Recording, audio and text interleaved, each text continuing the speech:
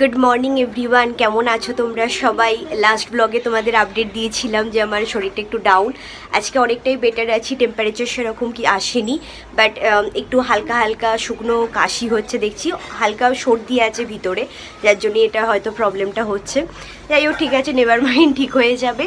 তো আজকে সকাল সকাল স্নান করে নিয়েছি আজকে, প্লাস লাস্ট ব্লগে যেমন দেখলেও গেছিলো ঠাকুর দেখতে, আমাদের ঠাকুরটা অর্ডার দেওয়া ছিল লক্ষ্মীনারায়ণ। তো ফর্চুনেটলি আজকেও মানে পেয়েছে আর কি। তো লক্ষ্মীনারায়ণ নিয়ে এবার হয়তো ওটা এখানে মানে আমাদের রেন্টেড ফ্ল্যাটে আনা হবে না। ও বলেছে একদম ডাইরেক্টলি আমাদের নতুন ফ্ল্যাটেই একদম প্যাকিং করা, ওটা এখন আমরা ওপেনও করবো না, একদম গৃহপ্রবেশের দিনই একদম লক্ষ্মীনারায়ণকে ঘরে প্রতিষ্ঠা করা হবে। তো সেই জন্য ওখান থেকে নিয়ে একদম আমাদের নতুন ফ্ল্যাটে যাবে, সেখানে গিয়েই রেখে আসবে তারপর। তো যাই হোক, আজকে রবিবার সকাল ব্রেকফাস্ট সেরে নিয়েছি। আজকে শম্ভুর আবদার বিরিয়ানি খাবে। আজকে ওয়েদারটা একবার জাস্ট দেখো, মেঘলা মেঘলা আছে। তোমাদের তো বলছিলামই যে কদিন বৃষ্টি হয়ে ওয়েদারটা অনেকটাই নরম, বাট নরম বলতে এমন নয় যে গরম নেই, আছে একটু গুমোট টাইপের হয়ে আছে, বাট ঠিক আছে মোটামুটি। এই ওয়েদারে অ্যাটলিস্ট বিরিয়ানি টিরিয়ানি চলবে। মাঝে তো এত গরম পড়েছিল যে শুধু ওই টকের ডাল, মাছের ঝোল, এইসবই আমাদের চিরাচরিত চলছিল। তো সেই জন্য আজকে বিরিয়ানি একটু বানাবো ঘরে, একদম মানে বেশি খুব রিচ করব না। আমি এমনি রিচ রান্না খুব একটা করি না, খুব লাইট করেই ঘরের মতো হালকাভাবেই বানানোর চেষ্টা করি। তো সেইটাই করব। তো চলো ব্লগটা এখান থেকে শুরু করছি, তোমরা দেখতে থেকো, আশা করছি খুব ভালো লাগবে। চলে আসলাম রান্নাঘরে, বিরিয়ানিটা শুরু করছি।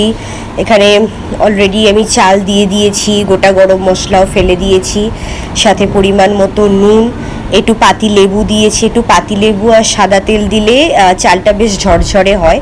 আর এটা হবেও ওই ধরো 70 থেকে 80% মতো চালটা সিদ্ধ হবে। আর এখানে সমস্ত কিছু প্রিপারেশন, আলু, পেঁয়াজ, ক্যাপসিকাম, লঙ্কা, ডিম, যা যা লাগবে বিরিয়ানি সবই দিয়ে দিয়েছি। আর মাংসটাকে ওই একটু টক দই, গোলমরিচ আর নুন দিয়ে এখন ভালো করে এটাকে মাখিয়ে নিচ্ছি।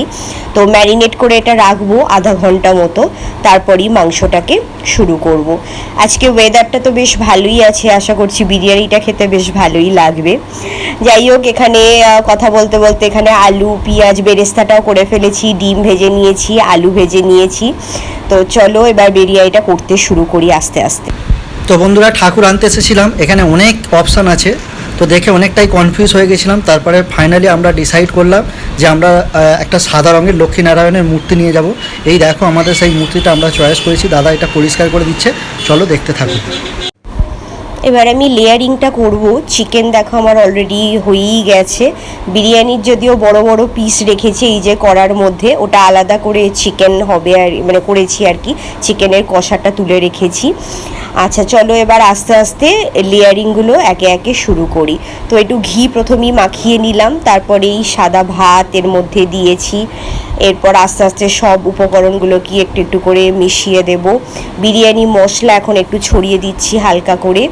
তো এখন প্রায় আমি এসে গেছি লেয়ারিংয়ের ওপরের দিকে। দেখো বেরেস্তা দিয়ে দিয়েছি, ঘি দিয়ে দিয়েছি, সব কিছুই দেওয়া হয়ে গেছে। এবার ফিনিশিং টাচ কেওড়া জল, গোলাপ জল আর ঘি আরেকটু পরিমাণ মতো দেবো।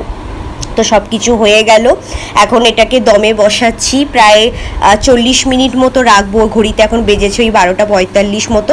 ভাবছি ওই 1:25 নাগাদ এটাকে বন্ধ করব, তাহলেই একদম কমপ্লিট হয়ে যাবে। তো বন্ধুরা, যেমনটা আজকে ঠাকুরটা নিয়ে আসলাম, ফ্ল্যাটে শিফট করে এলাম, তারপরে আসার পর স্নান টান করলাম, দেখলাম এখানে সিজা অলরেডি সব একদম লাঞ্চের সব কিছু প্রিপারেশান রেডি করে ফেলেছে, মা ছিল সঙ্গে। তো দেখো সিজা আজকে বিরিয়ানি বানিয়েছে, তো বিরিয়ানিটা এক ঝলক দেখাচ্ছি কেমন হয়েছে। এই হচ্ছে সিজার বিরিয়ানি। সিজা একদম অনেক দিন পর বিরিয়ানি করেছে, ঠিক আছে। আর এদিকে মায়ের দেখো, মা হচ্ছে বিরিয়ানি অতটা ভালোবাসে না, সেই জন্য মায়ের হয়েছে সাদা ভাত। সিজা রান্না করেছে সাদা ভাত, এই যে এখানে মা এখনও শুরু করেনি। আর এখানে হচ্ছে মায়ের হচ্ছে চিকেন কষা। মা খাওয়া শুরু করো, কেমন টেস্ট হয়েছে বলবে।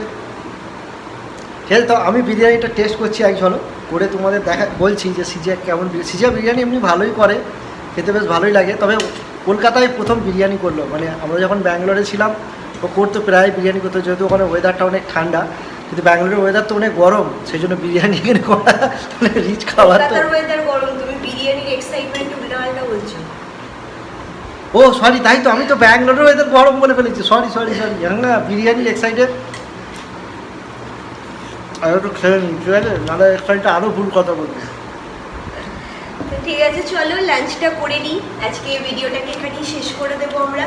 যদি তোমাদের ভালো লাগে please do like, comment, share and subscribe the channel. আবার আসবো নিয়ে নেক্সট ভিডিও। চলো till that time, bye bye bye. Bye. মা বাই বাই করবে, বাই বাই।